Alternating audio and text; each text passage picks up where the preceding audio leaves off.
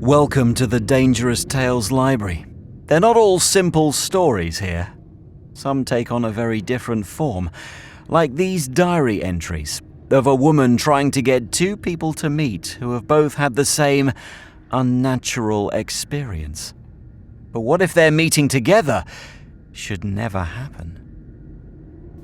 This is The Way It Came by Henry James. Narrated by Andy David Jones. I find, as you prophesize, much that's interesting, but little that helps the delicate question, the possibility of publication. Her diaries are less systematic than I hoped. She had only had a blessed habit of noting and narrating. She summarized, she saved. She appears seldom indeed to have let a good story pass without catching it on the wing. I allude, of course, not so much to things she heard as to things she saw and felt. She writes sometimes of herself, sometimes of others, sometimes of the combination. It's under this last rubric that she's usually most vivid.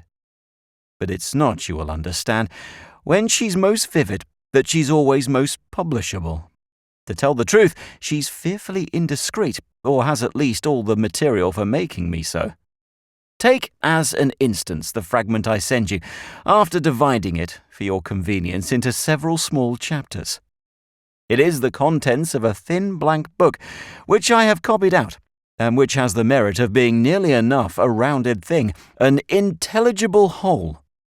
These pages evidently date from years ago. I've read with the liveliest wonder the statement they so circumstantially make, and done my best to swallow the prodigy they leave to be inferred. These things would be striking, wouldn't they, to any reader? But you can imagine for a moment my placing such a document before the world, even though, as if she herself had desired the world should have the benefit of it, she has given her friends neither name nor initials. Have you any sort of clue to their identity? I leave her the floor. 1. I know perfectly, of course, that I brought it upon myself. But that doesn't make it any better. I was the first to speak of her to him. He had never even heard her mentioned. Even if I had happened not to speak, someone else would have made up for it. I tried afterwards to find comfort in that reflection. But the comfort of reflections is thin. The only comfort that counts in life is not to have been a fool. That's a beatitude I shall doubtless never enjoy. Why, you ought to meet her and talk it over, is what I immediately said. Birds of a feather flock together? I told him who she was, and that they were birds of a feather, because if he had had in youth a strange adventure, she had had about the same time just such another. It was well known to her friends, an incident she was constantly called on to describe. She was charming, clever, pretty, unhappy.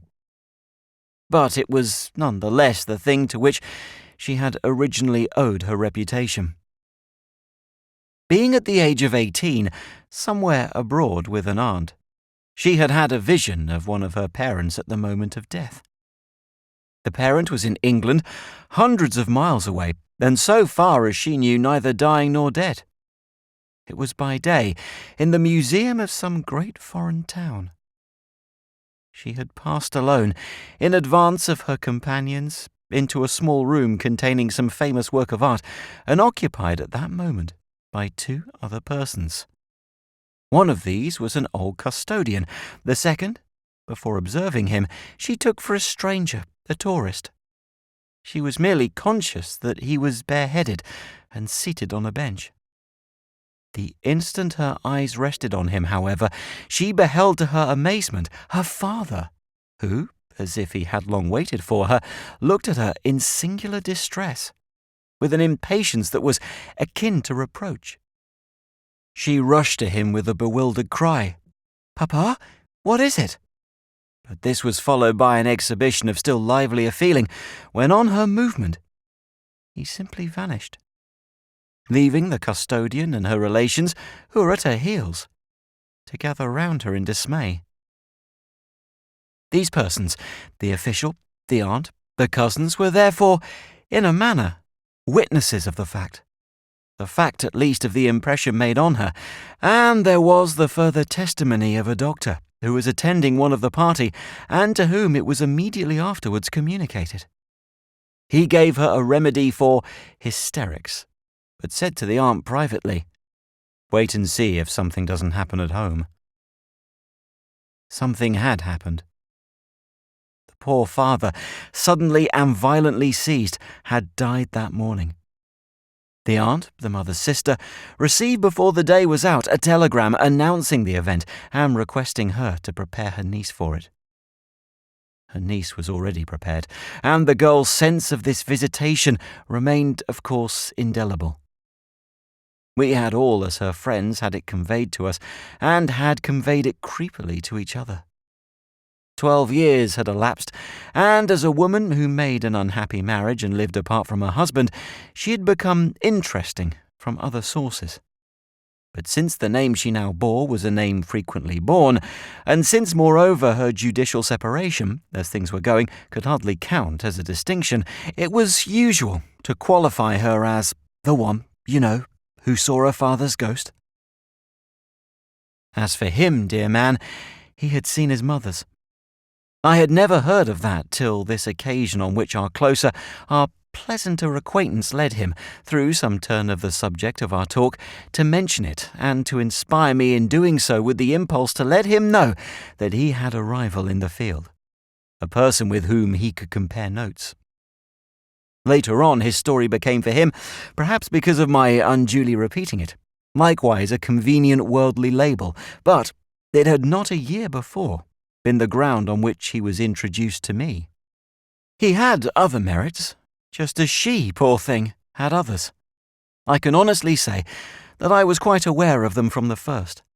I discovered them sooner than he discovered mine. I remember how it struck me even at the time that his sense of mine was quickened by my having been able to match, though not indeed straight from my own experience, his curious anecdote. It dated, this anecdote, as hers did, from some dozen years before, a year in which, at Oxford, he had had some reason of his own been staying on into the long. He had been in the August afternoon on the river.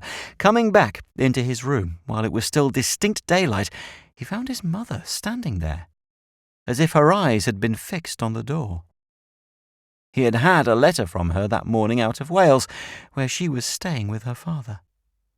At the sight of him, she smiled with extraordinary radiance and extended her arms to him, and then, as he sprang forward and joyfully opened his own, she vanished from the place. He wrote to her that night, telling her what had happened. The letter had been carefully preserved. The next morning he heard of her death. He was, through this chance of our talk, extremely struck with the little prodigy I was able to produce for him. He had never encountered another case. Certainly, they ought to meet, my friend and he. Certainly, they would have something in common. I would arrange this, wouldn't I, if she didn't mind? For himself, he didn't mind in the least. I had promised to speak to her of the matter as soon as possible, and within the week I was able to do so. She minded as little as he. She was perfectly willing to see him. And yet, no meeting was to occur, as meetings are commonly understood. 2. That's just half my tale. The extraordinary way it was hindered.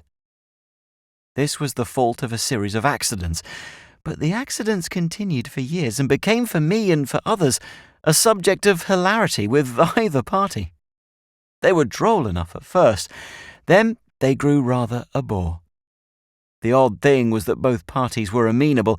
It wasn't a case of their being indifferent, much less of their being indisposed. It was one of the caprices of chance, aided, I suppose, by some opposition of their interests and habits. His was centred in his office, his eternal inspectorship, which left him small leisure, constantly calling him away and making him break engagements. He liked society, but he found it everywhere and took it at a run. I never knew at a given moment where he was, and there were times when for months together I never saw him. He was on her side practically suburban. She lived at Richmond and never went out. She was a woman of distinction, but not of fashion, and felt, as people said, her situation. Decidedly proud and rather whimsical, she lived her life as she had planned it. There were things one could do with her, but one couldn't make her come to one's parties. One went indeed a little more than seemed quite convenient to hers, which consisted of her cousin, a cup of tea, and the view. The tea was good, but the view was familiar, though perhaps not, like the cousin, a disagreeable old maid who had been of the group at the museum and with who she now lived, offensively so. This connection with an inferior relative, which had partly an economical motive, she proclaimed her companion a marvellous manager, was one of the little perversities we had to forgive her. Another was her estimate of the properties created by her rupture with her husband. That was extreme. Many persons called it even morbid. She made no advances, she cultivated scruples, she suspected, or I should rather say she remembered, slights. She was one of the few women I have known whom that particular predicament had rendered modest rather than bold. Dear thing, she had some delicacy, especially marked where the limits she had set for possible attentions from men. It was always her thought that her husband was waiting to pounce on her. She discouraged, if she didn't forbid, the visits of male persons not senile. She said she could never be too careful. When I first mentioned to her that I had a friend whom fate has distinguished in the same weird way as herself, I put her quite at liberty to say, "Oh, bring him out to see me."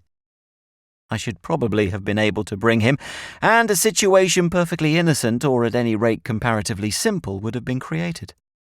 But she uttered no such word. She only said, "I must see him, certainly. Yes, I shall look out for him." That caused the first delay, and meanwhile various things happened. One of them was that, as time went on, she made, charming as she was, more and more friends, and that it regularly befell that these friends were sufficiently also friends of his to bring him up in conversation.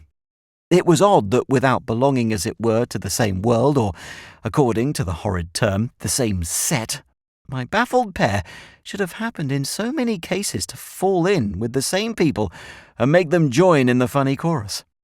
She had friends who didn't know each other, but who inevitably and punctually recommended him. She had also the sort of originality, the intrinsic interest that led her to be kept by each of us as a kind of private resource, cultivated jealousy, more or less in secret, as a person whom one didn't meet in society, whom it was not for everyone, whom it was not for the vulgar to approach, and with whom, therefore, acquaintance was particularly difficult and particularly precious. We saw her separately, with appointments and conditions, and found it made on the whole for harmony not to tell each other. Somebody had always had a note from her still later than somebody else. There was some silly woman who, for a long time, among the unprivileged, owed to 3 simple visits to Richmond a reputation for being intimate with lots of awfully clever, out-of-the-way people. Everyone has had friends it has seemed a happy thought to bring together, and everyone remembers that his happiest thoughts have not been his greatest successes, but I doubt if there was ever a case in which the failure was in such direct proportion to the quantity of influence set in motion. It is really perhaps here the quality of influence that was most remarkable. My lady and gentleman each declared to me and others that it was like the subject of a roaring farce. The reason first given had with time dropped out of sight, and 50 better ones flourished on top of it. They were so awfully alike. They had the same ideas and tricks and tastes, the same prejudices and superstitions and heresies. They said the same things, and sometimes did them. They liked and disliked the same persons and places, the same books, authors and styles. Any one could see a certain identity, even in their looks and their features. It established much of a propriety that they were in common parlance equally nice, but also equally handsome.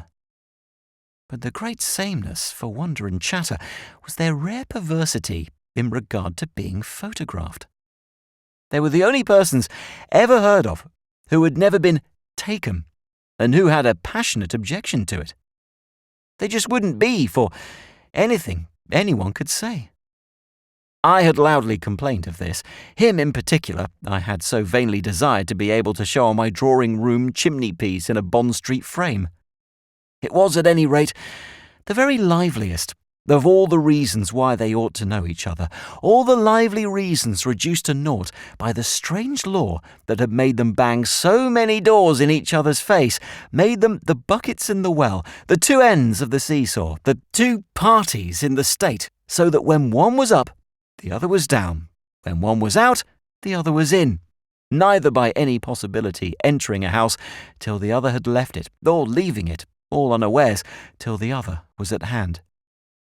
They only arrived when they had been given up, which was precisely also when they departed. They were, in a word, alternate and incompatible.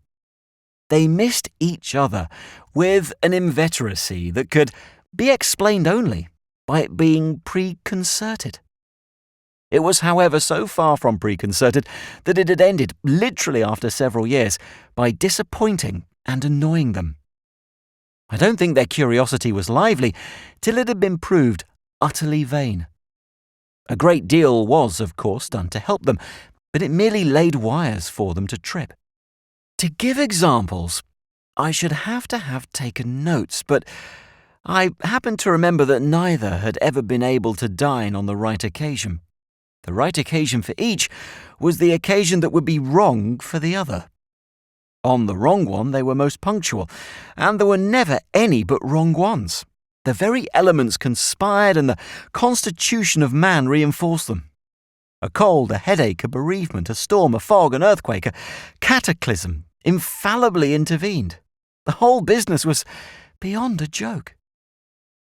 Yet, as a joke, it had still to be taken, though one couldn't help feeling that the joke had made the situation serious, had produced on the part of each a consciousness, an awkwardness, a positive dread of the last accident of all, the only one with any freshness left, the accident that would bring them face to face. The final effect of its predecessors had been to kindle this instinct. They were quite ashamed, perhaps even a little, of each other. So much preparation, so much frustration. What indeed could be good enough for it all to lead up to? A mere meeting would be mere flatness. Did I see them at the end of years, they often asked, just stupidly confronted? If they were bored by the joke, they might be worse bored by something else. They made exactly the same reflections, and each in some manner was sure to hear of the others. I really think it was this peculiar diffidence that finally controlled the situation. I mean, that if they had failed for the first year or two because they couldn't help it, they kept up the habit because they had, what shall I call it, grown nervous. It really took some lurking volition to account for anything so absurd. 3. When, to crown our long acquaintance, I accepted his renewed offer of marriage, it was humorously said, I know, that I had made the gift of his photograph a condition. This was so far true that I had refused to give him mine without it. At any rate, I had him at last, in his high distinction, on the chimney-piece, where the day she called to congratulate me, she came nearer than she had ever done to seeing him. He had set her in being taken an example, which I invited her to follow. He had sacrificed his perversity. Wouldn't she sacrifice hers? She, too, must give me something on my engagement. Wouldn't she give me the companion piece? She laughed and shook her head. She had headshakes whose impulse seemed to come from as far away as the breeze that stirs a flower. The companion piece to the portrait of my future husband was the portrait of his future wife. She had taken her stand. She could depart from it as little as she could explain it. It was a prejudice, an atonement, a vow she would live and die unphotographed. Now, too, she was alone in that state. This was what she liked. It made her so much more original. She rejoiced in the fall of her late associate and looked a long time at his picture, about which she made no memorable remark, though she even turned it over to see the back.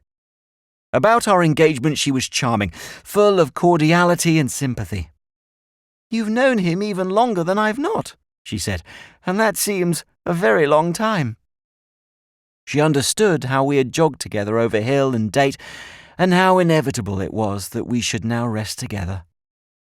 I'm definite about all this because what followed is so strange that it's a kind of relief to me to mark the point up to which our relations were as natural as ever.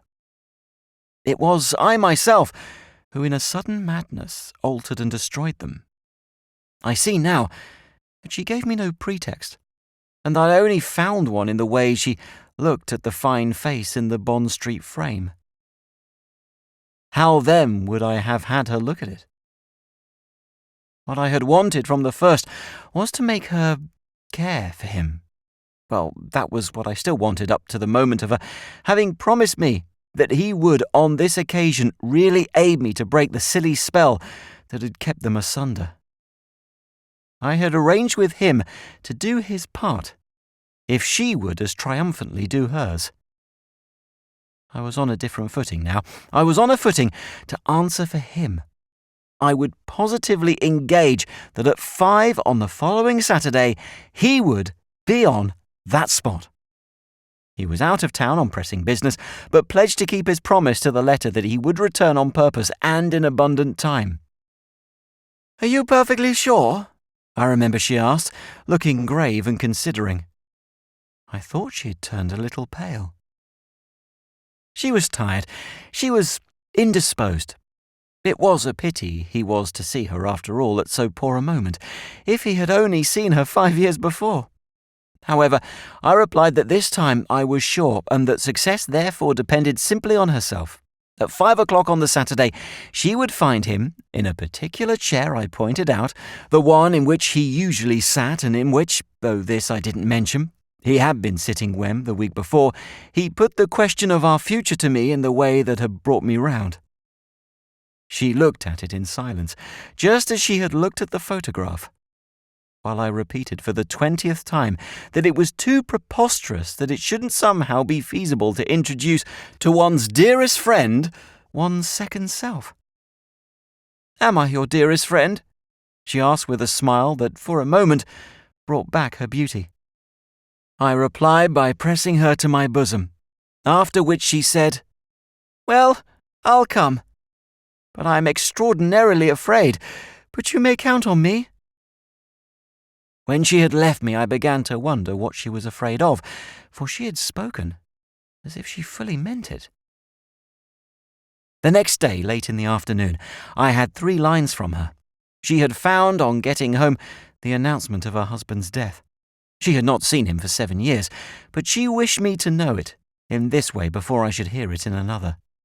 She made, however, in her life, strange and sad to say, so little difference that she would scrupulously keep her appointment. I rejoice for her. I supposed it would make at least the difference of her having more money, but even in this diversion, far from forgetting that she had said she was afraid, I seemed to catch sight of a reason for her being so. Her fear, as the evening went on, became contagious, and the contagion took in my breast the form of a sudden panic. It wasn't jealousy, it was the dread of jealousy. I called myself a fool for not having been quiet till we were man and wife. After that I should somehow feel secure. It was only a question of waiting another month, a trifle, surely, for people who had waited so long. It had been plain enough she was nervous, and now that she was free she naturally wouldn't be less so.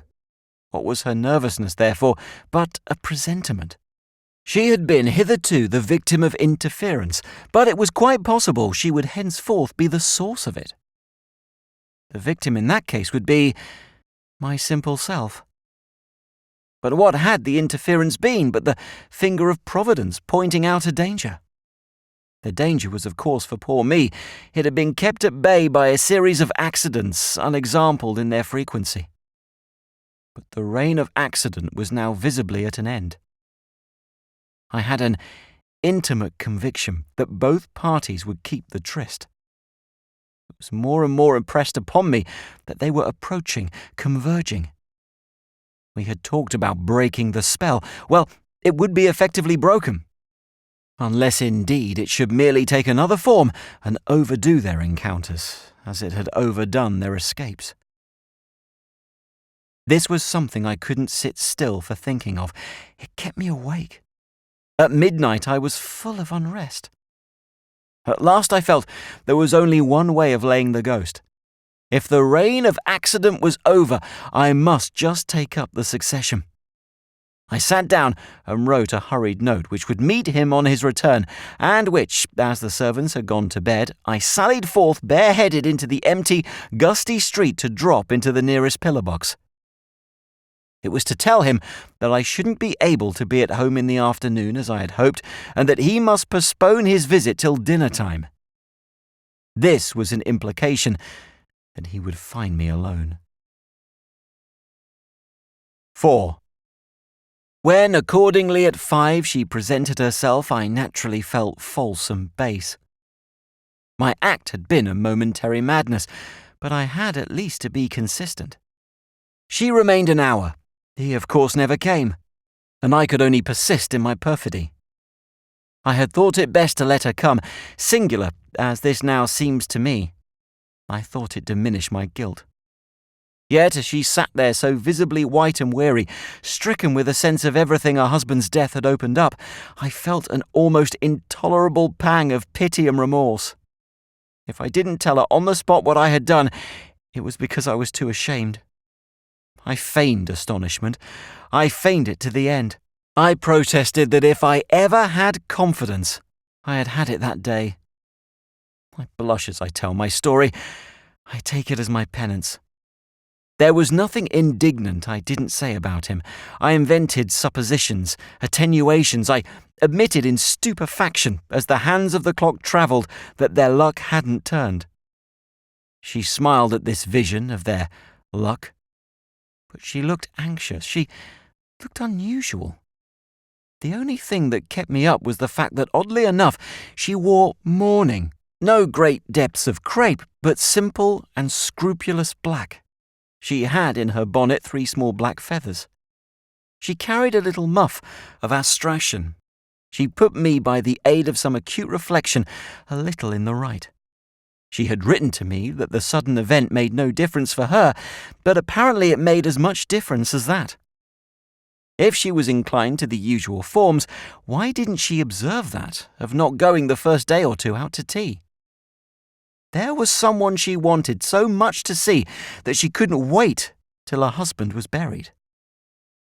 Such a betrayal of eagerness made me hard and cruel enough to practice my odious deceit, though at the same time, as the hour waxed and waned, I suspected in her something deeper still than disappointment and somewhat less successfully concealed. I mean, a strange underlying relief, the soft, low emission of the breath that comes when danger is past. What happened as she spent her barren hour with me was that at last she gave him up. She let him go forever. She made the most graceful joke of it that I've ever seen made of anything, but it was, for all that, a great date in her life. She spoke with her mild gaiety of all the other vain times, the long game of hide-and-seek, the unprecedented queerness of such a relation. For it was, or had been, a relation, wasn't it?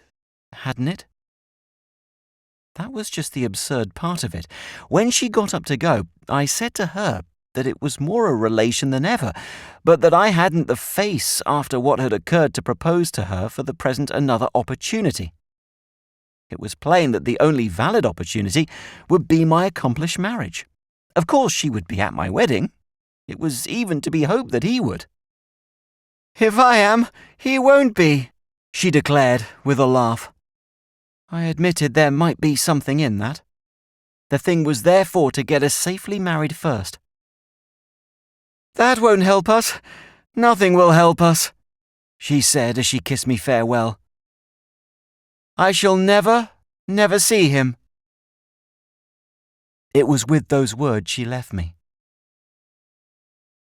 I could bear her disappointment, as I've called it. But when, a couple of hours later, I received him at dinner, I found that I couldn't bear his. The way my manoeuvre might have affected him had not been particularly present to me. But the result of it was the first word of reproach that had ever yet dropped from him. I say reproach because that expression is scarcely too strong for the terms in which he conveyed to me his surprise that under the extraordinary circumstances I should not have found some means not to deprive him of such an occasion.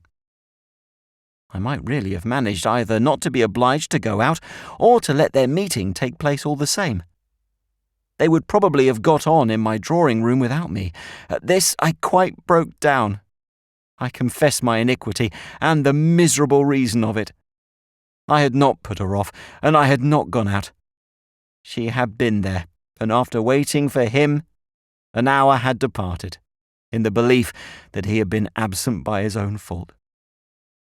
"She must think me a precious brute," he exclaimed. "Did she say of me what she had a right to say?" "I assure you, she said nothing that showed the least feeling. She looked at your photograph. She even turned round the back of it, on which your address happens to be inscribed, yet it provoked her to no demonstration. She doesn't care so much as all that." "Then why are you afraid of her?" "It was not her I was afraid. It was of you." "Did you think I would fall in love with her? You never alluded to such a possibility before," he went on, as I remained silent. "Admirable person as you pronounced her, that wasn't the light in which you showed her to me." "Do you mean that if it had been, you would have managed by this time to catch a glimpse of her? I didn't fear things then," I added. "I hadn't the same reason." He kissed me at this, and when I remembered that she had done so an hour or two before, I felt for an instant as if he were taking from my lips the very pressure of hers. In spite of kisses, the incident had shed a certain chill, and I suffered horribly from the sense that he had seen me guilty of a fraud. He had seen it only through my frank avowal, but I was as unhappy as if I had a stain to efface. I couldn't get over the manner of his looking at me when I spoke of her apparent indifference to his not having come. For the first time since I had known him, he seemed to have expressed a doubt of my word. Before we parted, I told him that I would undeceive her, start the first thing in the morning for Richmond, and there let her know that he had been blameless. At this he kissed me again. I would expedite my sin, I said. I would humble myself in the dust. I would confess and ask to be forgiven. At this he kissed me once more. 5.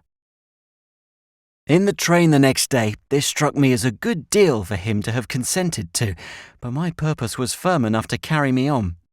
I mounted the long hill to where the view begins, and then I knocked at her door. I was a trifle mystified by the fact that her blinds were still drawn, reflecting that if in the stress of my compunction I had come early, I had certainly yet allowed people time to get up. "At home, Mum. She is left home forever." I was extraordinarily startled by this announcement of the elderly parlour-maid. "She has gone away?" "She's dead, Mum, please."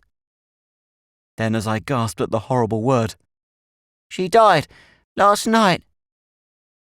The loud cry that escaped me sounded even in my own tears like some harsh violation of the hour. I felt for the moment as if I had killed her. I turned faint and saw through a vagueness the woman hold out her arms to me. Of what next happened I have no recollection, nor of anything but my friend's poor stupid cousin in a darkened room, after an interval that I suppose very brief, sobbing at me in a smothered, accusatory way. I can't say how long it took me to understand, to believe, and then to press back with an immense effort. That pang of responsibility which, superstitiously, insanely, had been at first almost all I was conscious of. The doctor, after the fact, had been superlatively wise and clear. He was satisfied of a long latent weakness of the heart, determined probably years before by the agitations and terrors to which her marriage had introduced her. She had had in those days cruel scenes with her husband. She had been in fear of her life. All emotion, everything in the nature of anxiety and suspense had been, after that, to be strongly depreciated, as in her marked cultivation of a quiet life she was evidently well aware. But who could say that anyone, especially a real lady, could be successfully protected from every little rub? She had had one a day or two before in the news of her husband's death, for there were shocks of all kinds, not only those of grief and surprise. For that matter, she had never dreamed of so near a release.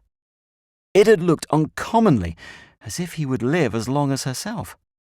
Then, in the evening in town, she had manifestly had another. Something must have happened there, which it would be indispensable to clear up. She'd come back very late. It was past 11 o'clock. And on being met in the hall by a cousin who was extremely anxious, had said that she was tired and must rest a moment before mounting the stairs. They had passed together into the dining room, her companion proposing a glass of wine and bustling to the sideboard to pour it out. This took but a moment, and when my informant turned round, our poor friend had not had time to seat herself. Suddenly, with a little moan that was barely audible, she dropped upon the sofa. She was dead. What unknown little rub had dealt her the blow? What shock, in the name of wonder, had she had in town? I mentioned immediately the only one I could imagine, her having failed to meet at my house, to which by invitation for the purpose she had come at 5 o'clock, the gentleman I was to be married to, who had been accidentally kept away and with whom she had no acquaintance whatever. This obviously counted for little. But something else might easily have occurred. Nothing in the London streets was more possible than an accident, especially an accident in those desperate cabs. What had she done? Where had she gone on leaving my house? I had taken for granted that she had gone straight home.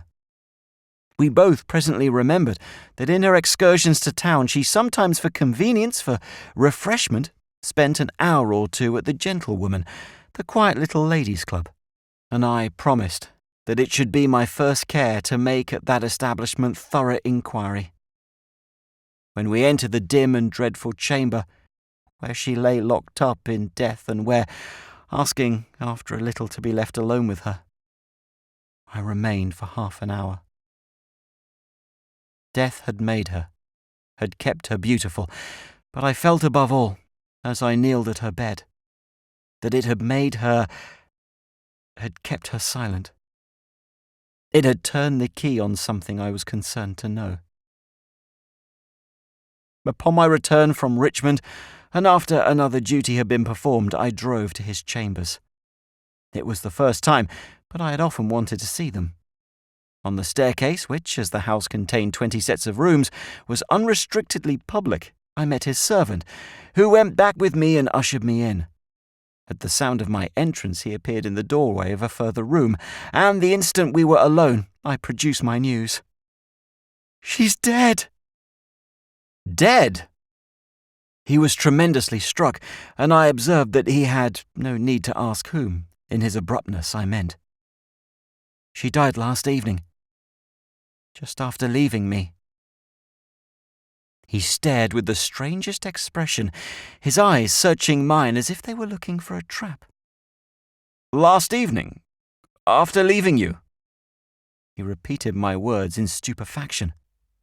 Then he brought out, so that it was in stupefaction I heard, "Impossible! I saw her." "You saw her?" "On that spot, where you stand." This brought back to me after an instant, as if to help me take it in, the memory of the strange warning of his youth. "In the hour of death, I understand, as you so beautifully saw your mother." "Ah, Not as I saw my mother. Not that way. Not that way. He was deeply moved by my news, far more moved, I perceived, than he would have been the day before. It gave me a vivid sense that, as I had then said to myself, there was indeed a relation between them and that he had actually been face to face with her. Such an idea, by its reassertion of his extraordinary privilege, would have suddenly presented him as painfully abnormal had he not so vehemently insisted on the difference. I saw her living. I saw her to speak to her. I saw her as I see you now. It is remarkable that for a moment, though only for a moment, I found relief in the more personal, as it were, but also the more natural of the two phenomena.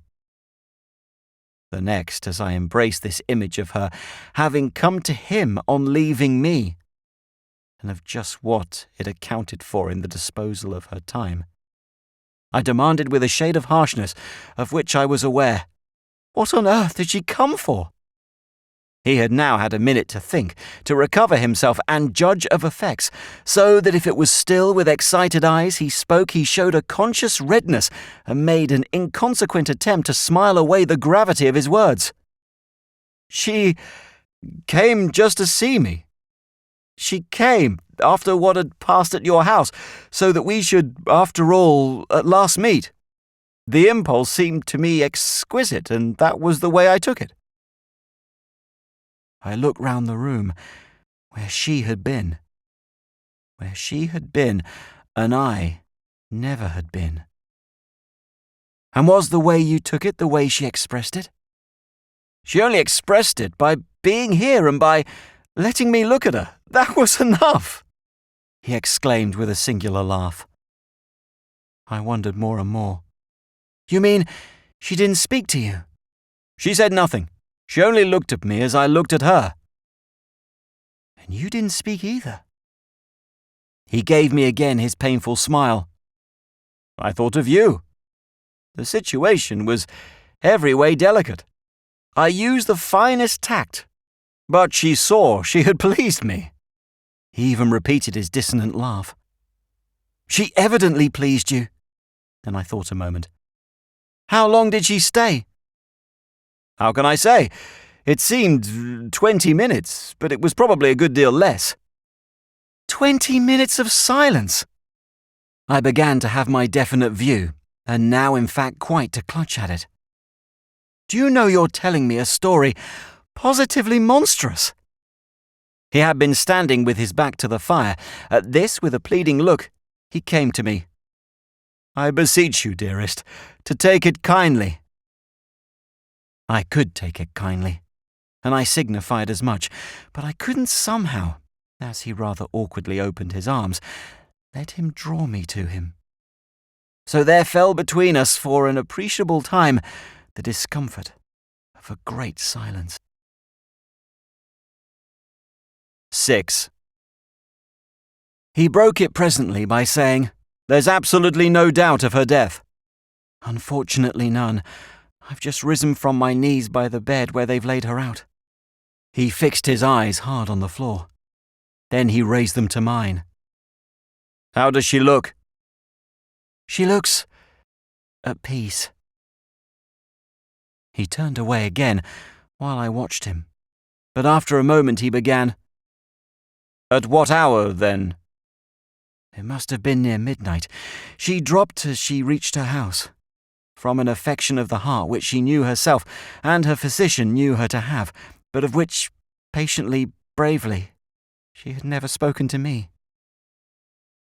He listened intently, and for a minute he was unable to speak. At last he broke out with an accent of which the almost boyish confidence, the really sublime simplicity rings in my ears as I write. "Wasn't she wonderful?" Even at the time I was able to do it justice enough to remark in reply that I had always told him so, but the next minute, as if after speaking he had caught a glimpse of what he might have made me feel, he went on quickly. "You see that if she didn't get home till midnight—" I instantly took him up. "There was plenty of time for you to have seen her? How so?" I inquired, "when you didn't leave my house till late?"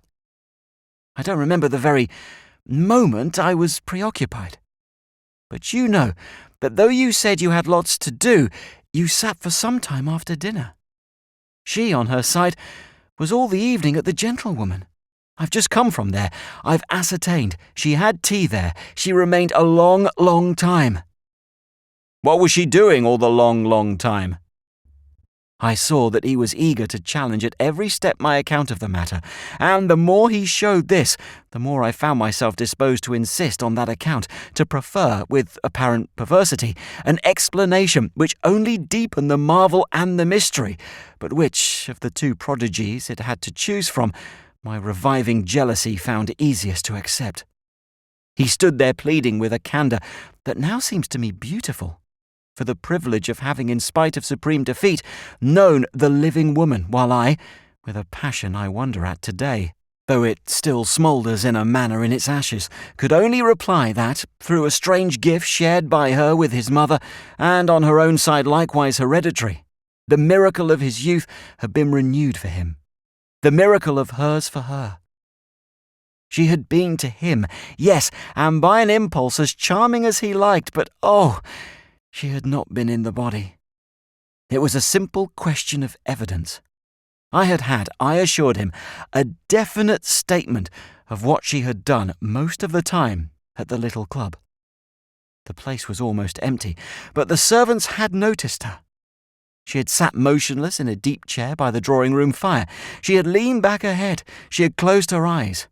She had seemed softly to sleep. "I see, but till what o'clock?" "There," I was obliged to answer. "The servants fail me a little. The portress, in particular, is unfortunately a fool, though even she, too, is supposed to be a gentlewoman. She was evidently at that period of the evening, without a substitute and, against regulations, absent for some little time from the cage in which it's her business to watch the comings and goings. She's muddled. She palpably prevaricates, so I can't positively from her observation give you an hour, but it was remarked toward 10:30 that our poor friend was no longer in the club." "She came straight here, and from here she went straight to the train." "She couldn't have run it so close," I declared. "That was a thing she particularly never did." "There was no need of running it close, my dear. She had plenty of time. Your memory is at fault about my having left you late. I left you, as it happens, unusually early. I'm sorry my stay with you seemed long, for I was back here by 10. "To put yourself into your slippers," I rejoined, "and fall asleep in your chair. You slept till morning. You saw her in a dream." He looked at me in silence, and with sombre eyes that showed me he had some irritation to repress. Presently I went on. "You had a visit, at an extraordinary hour. From a lady soir, nothing in the world is more probable. But there are ladies and ladies. How in the name of goodness, if she was unannounced and dumb and you had into the bargain never seen the least portrait of her, how could you identify the person you're talking of?" "Haven't I, to absolute satiety, heard her described? I'll describe her for you, in every particular." "Don't!" I exclaimed with a promptness that made him laugh once more. I coloured at this, but I continued. "Did your servant introduce her?" "He wasn't here. He's always away when he's wanted. One of the features of this big house is that from the street door, the different floors are accessible practically without challenge. My servant makes love to a young person employed in the rooms above these, and he had a long bout of it last evening. When he's out on that job, he leaves my outer door on the staircase so much ajar as to enable him to slip back without a sound. The door then only requires a push. She pushed it. That simply took a little courage." "A little? It took tons. And it took all sorts of impossible calculations." "Well, she had them. She made them. Mind you, I don't deny for a moment," he added, "that it was very, very wonderful." Something in his tone prevented me from a while from trusting myself to speak. At last I said, "How did she come to know where you live?" "By remembering the address on the little label the shop people happily left sticking to the frame I had made for my photograph." "And how was she dressed?" In mourning, my own dear. No great depths of crape, but simple and scrupulous black. She had in her bonnet 3 small black feathers. She carried a little muff of astraction. She has near the left eye," he continued, "a tiny vertical scar." I stopped him short. "The mark of a caress from her husband." Then I added, "How close you must have been to her."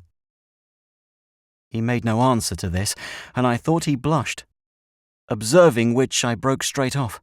"Well, goodbye. You won't stay a little?" He came to me again tenderly, and this time I suffered him. "Her visit had its beauty," he murmured as he held me. "But yours has a greater one." I let him kiss me, but I remembered, as I had remembered the day before, that the last kiss she had given, as I supposed, in this world, had been for the lips he touched. "I'm life, you see," I answered. "What you saw last night was death." "It was life. It was life." He spoke with a kind of soft stubbornness, and I disengaged myself. We stood looking at each other hard. "You describe the scene, so far as you describe it at all, in terms that are incomprehensible. She was in the room before you knew it." "I looked up from my letter writing. At that table under the lamp, I had been wholly absorbed in it, and she stood before me." "Then what did you do?" "I sprang up with an ejaculation, and she, with a smile, laid her finger, ever so warningly, yet with a sort of delicate dignity, to her lips. I knew it meant silence, but the strange thing was that it seemed immediately to explain and to justify her. We at any rate stood for a time that, as I've told you, I can't calculate face to face. It was just as you and I stand now." "Simply staring?" He impatiently protested. We're not staring." "Yes, but we're talking." "Well, we were, after a fashion." He lost himself in the memory of it. "It was as friendly as this." I had it on my tongue's end to ask if that were saying much for it. But what I remarked instead was that what they had evidently done was to gaze in mutual admiration. Then I inquired whether his recognition of her had been immediate. "Not quite," he replied, "for of course I didn't expect her. But it came to me long before she went who she was, who she could only be." I thought a little. "And how did she at last go?" "Just as she arrived. The door was open behind her, and she passed out." "Was she rapid? Slow?" "Rather quick. But looking behind her," he added with a smile. "I let her go, for I perfectly understood that I was to take it as she wished." I was conscious of exhaling a long, vague sigh. "Well, you must take it now as I wish. You must let me go." At this he drew near me again, detaining and persuading me, declaring with all due gallantry that I was a very different matter. I would have given anything to have been able to ask him if he had touched her. But the words refused to form themselves. I knew well enough how horrid and vulgar they would sound. I said something else. I forgot exactly what. It was feebly tortuous, and intended to make him tell me without my putting the question.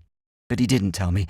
He only repeated, as if from a glimpse of the propriety of soothing and consoling me, the sense of his declaration of some minutes before, the assurance that she was indeed exquisite, as I had always insisted, but that I was his real friend, and his very own forever. This led me to reassert, in the spirit of my previous rejoinder, that I had at least the merit of being alive, which in turn drew from him again the flash of contradiction I dreaded. Oh, she was alive! She was! She was! She was dead! She was dead! I asseverated with an energy, a determination that it should be so, which comes back to me now almost as grotesque. But the sound of the word, as it rang out, filled me suddenly with horror, and all the natural emotion, the meaning of it, might have evoked in other conditions gathered and broke in a flood. It rolled over me that there was a great affection quenched, and how much I had loved and trusted her. I had a vision at the same time of the lonely beauty of her end. "She's gone! She's lost to us forever!" I burst into sobs.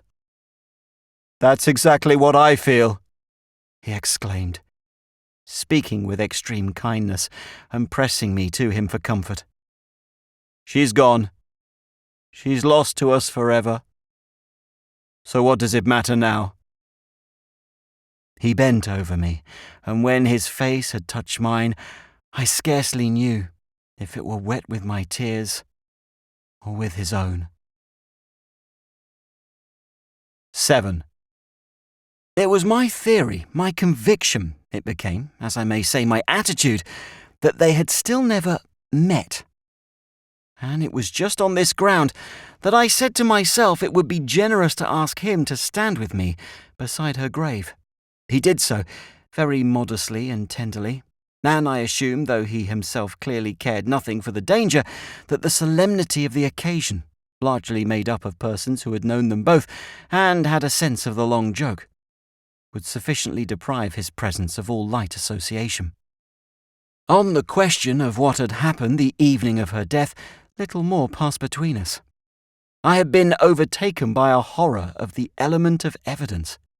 It seemed gross and prying on either hypothesis.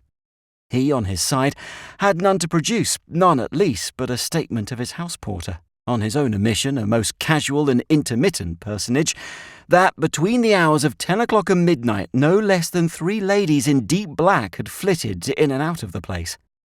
This proved far too much. We had neither of us any use for 3.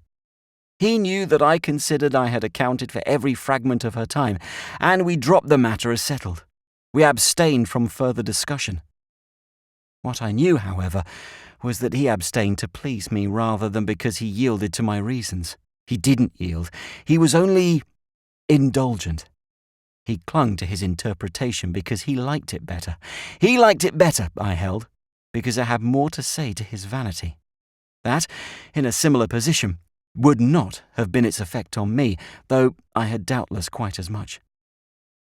But these are things of individual humour, as to which no person can judge for another.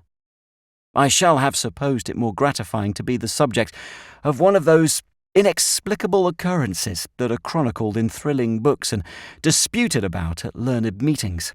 I could conceive, on the part of a being just engulfed in the infinite and still vibrating with human emotion, of nothing more fine and pure, more high and august than such an impulse of reparation, of admonition, or even of curiosity. That was beautiful, if one would, and I should, in his place, have thought more of myself for being so distinguished. It was public that he had long been distinguished, and what was this, in itself, but almost a proof? Each of the strange visitations contributed to establish the other. He had a different feeling, but he had also, I hasten to add, an unmistakable desire not to make a stand or, as they say, a fuss about it. I might believe what I liked, the more so that the whole thing was in a manner a mystery of my producing. It was an event of my history, a puzzle of my consciousness, not of his. Therefore, he would take about it any tone that struck me as convenient. We had both, at all events, other business on hand. We were pressed with preparations for our marriage. Mine were assuredly urgent, but I found as the days went on that to believe what I liked was to believe what I was more and more intimately convinced of.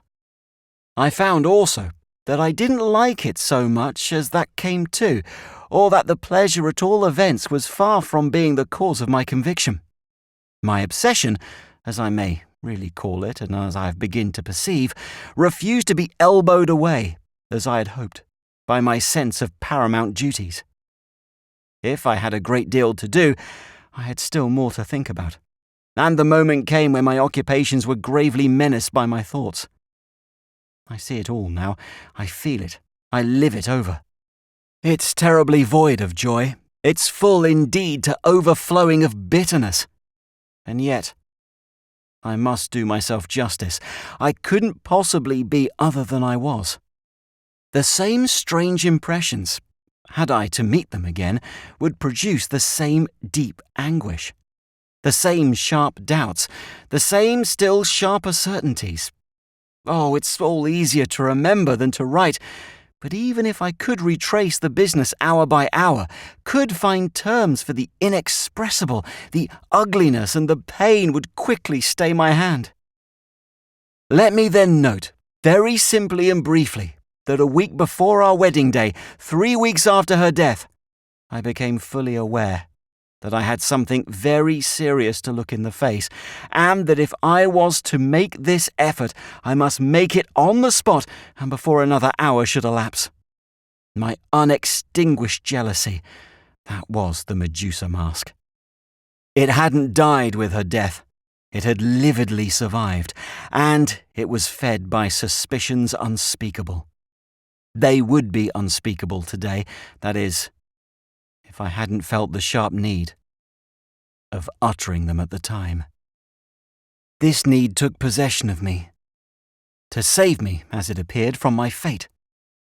When once it had done so, I saw, in the urgency of the case, the diminishing hours and shrinking interval, only one issue, that of absolute promptness and frankness. I could at least not do him the wrong of delaying another day. I could at least treat my difficulty as too fine for a subterfuge. Therefore, very quietly, but none the less abruptly and hideously, I put it before him on a certain evening that we must reconsider our situation and recognize that it had been completely altered. He stared bravely. "How is it altered?" "Another person has come between us." He hesitated a moment. "I won't pretend not to know whom you mean." He smiled in pity for my aberration, but he meant to be kind. "A woman, dead and buried." "She's buried, but she's not dead. She's dead for the world, she's dead for me, but she's not dead for you." "You hark back to the different construction we put on her appearance that evening." "No," I answered. "I hark back to nothing. I've no need of it. I've more than enough with what's before me." "And pray, darling, what is that?" "You're completely changed." "By that absurdity?" He laughed. "Not so much by that one as by other absurdities that have followed it." "And what may they have been?" We had faced each other fairly, with eyes that didn't flinch. But his had a dim, strange light, and my certitude triumphed in his perceptible paleness. "Do you really pretend," I asked, "not to know what they are?" "My dear child," he replied, "you describe them too sketchily." I considered a moment. "One may well be embarrassed to finish the picture, but from that point of view, and from the beginning, what was ever more embarrassing than your idiosyncrasy?" He was extremely vague. "My idiosyncrasy?" "Your notorious, your peculiar power." He gave a great shrug of impatience, a groan of overdone disdain. "Oh, my peculiar power." "Your accessibility to forms of life," I coldly went on, "your command of impressions, appearances, contacts closed, for our gain or our loss, to the rest of us. That was originally a part of the deep interest with which you inspired me, one of the reasons I was amused. I was indeed positively proud to know you. It was a magnificent distinction. It's a magnificent distinction still, but of course, I had no prevision then of the way it would operate now. And even had that been the case, I should have had none of the extraordinary way in which its action would affect me." "To what, in the name of goodness," he pleadingly inquired, "are you fantastically alluding?" Then, as I remained silent, generating a tone for my charge. "How in the world does it operate?" he went on. "And how in the world are you affected?" "She missed you for 5 years," I said. "But she never misses you now. You're making it up." "Making it up?" He had begun to turn from white to red. You see her every night." He gave a loud sound of derision, but it was not a genuine one. "She comes to you as she came that evening," I declared. "Having tried it, she found she liked it." I was able, with God's help, to speak without blind passion or vulgar violence, but those were the exact words, and far from sketchy, they then appeared to me that I uttered. He had turned away in his laughter, clapping his hands at my folly. But in an instant he faced me again, with a change of expression that struck me. "Do you dare to deny," I asked, "that you habitually see her?" He had taken the line of indulgence, of meeting me halfway and kindly humouring me. At all events, to my astonishment, he suddenly said, "Well, my dear, what if I do?" "It's your natural right. It belongs to your constitution and to your wonderful, if not perhaps quite enviable fortune. But you will easily understand that it separates us. I unconditionally release you." "Release me?" "You must choose between me and her." He looked at me hard. "I see." Then he walked away a little, as if grasping what I had said and thinking how he had best treat it. At last he turned upon me afresh. "How on earth do you know such an awfully private thing?" "You mean because you've tried so hard to hide it? It is awfully private, and you may believe I shall never betray you. You've done your best. You've acted your part. You've behaved, poor dear, loyally and admirably. Therefore I've watched you in silence, playing my part too. I've noted every drop in your voice, every absence in your eyes, every effort in your indifferent hand. I've waited till I was utterly sure and miserably unhappy. How can you hide it when you're abjectly in love with her, when you're sick almost to death with the joy of what she gives you?" I checked his quick protest with a quicker gesture. "You love her as you've never loved, and, passion for passion, she gives it straight back. She rules you, she holds you, she has you all. A woman in such case as mine divines and feels and sees. She's not an idiot who has to be credibly informed. You come to me mechanically, compunctuously, with the dregs of your tenderness and the remnant of your life. I can renounce you, but I can't share you. The best of you is hers.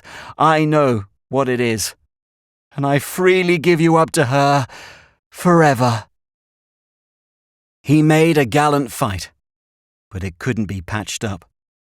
He repeated his denial, he retracted his omission.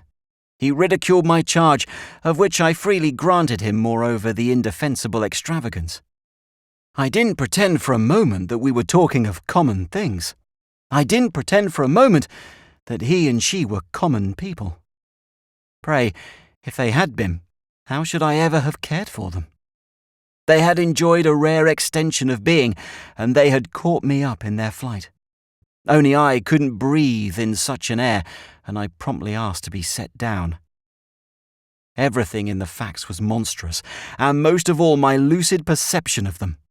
The only thing allied to nature and truth was my having to act on that perception.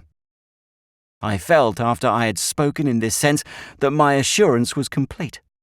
Nothing had been wanting to it but the sight of my effect on him. He disguised indeed the effect in a cloud of chaff, a diversion that gained him time and covered his retreat. He challenged my sincerity, my sanity, almost my humanity, and that of course widened our breach and confirmed our rupture. He did everything, in short, but convince me either that I was wrong or that he was unhappy. We separated, and I left him to his inconceivable communion. He never married, any more than I've done. When, 6 years later, in solitude and silence, I heard of his death, I hailed it as a direct contribution to my theory. It was sudden. It was never properly accounted for. It was surrounded by circumstances in which, I took them to pieces.